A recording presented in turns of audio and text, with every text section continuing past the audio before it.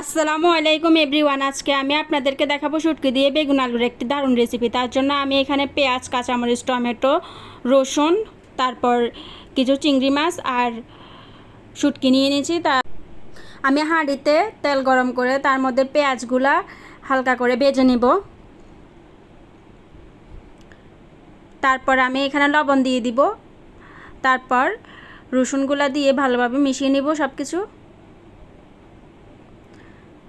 তারপর শুটকিগুলো দিয়ে ভালোভাবে নেড়ে চেড়ে এর মধ্যে চিংড়ি মাছগুলো দিয়ে দিব।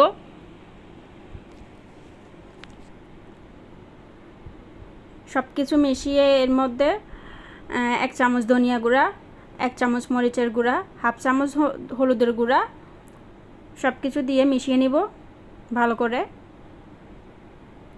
তারপরে এখানে পরিমাণ মতো পানি দিয়ে এগুলো ভালো করে কষিয়ে নিব।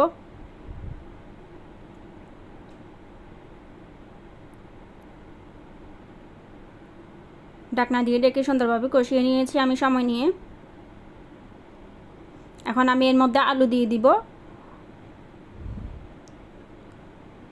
সামান্য পরিমাণ পানি দিয়ে আলুগুলো সিদ্ধ হতে দিয়ে দিব।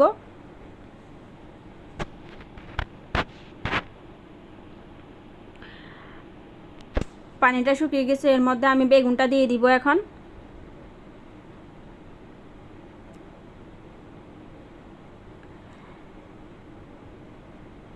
বেগুনটা দিয়ে ভালোভাবে সব কিছু মিশিয়ে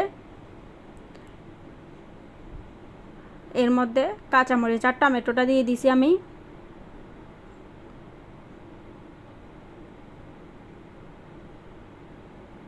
তারপরে এখানে পরিমাণ মতো আমি জল দিয়ে দিব।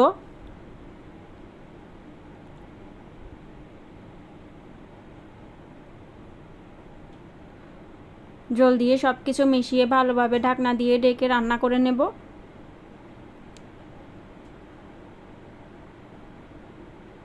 অনেকটা কিন্তু হয়ে এসেছে আমার আলু আর বেগুনটা যদি সিদ্ধ হয়ে যায় তারপর আমি নামিয়ে ফেলবো। এই তো আমার বেগুনটা সিদ্ধ হয়ে গেছে, এখন আমি নামিয়ে ফেলবো। দেখতে পাচ্ছেন ফাইনাল লুক কেমন হয়েছে।